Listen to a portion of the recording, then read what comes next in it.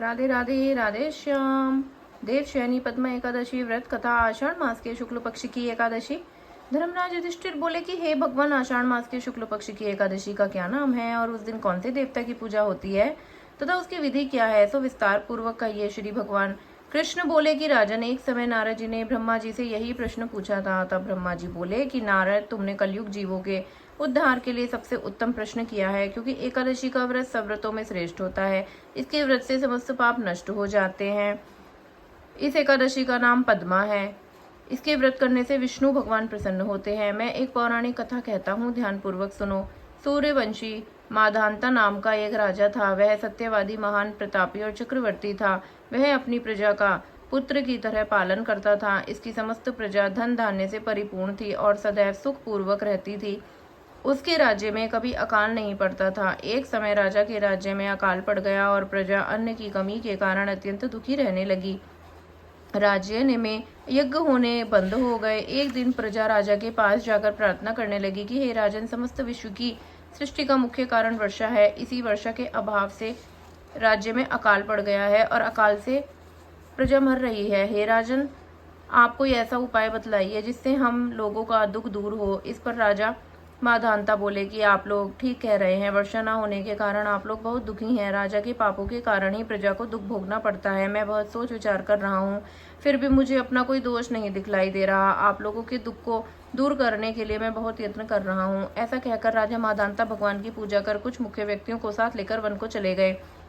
वहां वह ऋषियों के आश्रम में घूमते घूमते अंत में ब्रह्मा जी के पुत्र अंगिरा ऋषि के आश्रम पे पहुंचे।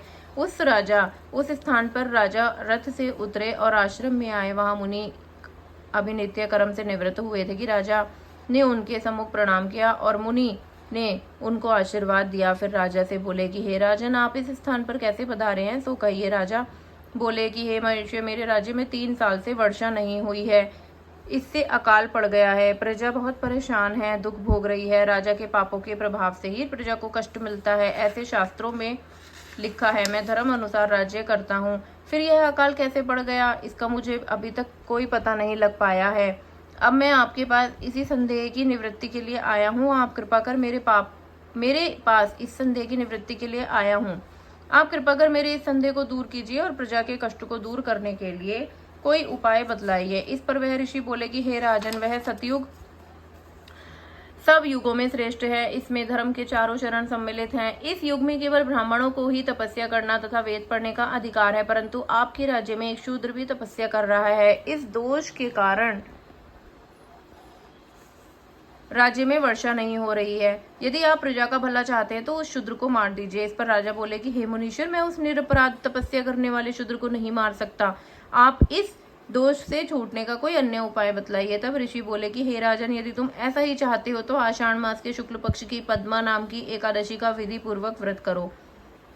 इस व्रत के प्रभाव से तुम्हारे राज्य में वर्षा होगी और प्रजा सुख पाएगी, क्योंकि इस एकादशी का व्रत सिद्धियों को देने वाला और उपद्रवों को शांत करने वाला है। मुनि के इन वचनों को सुनकर राजा अपने नगर को वापस आया और विधि पूर्वक पद्मा एकादशी का व्रत किया।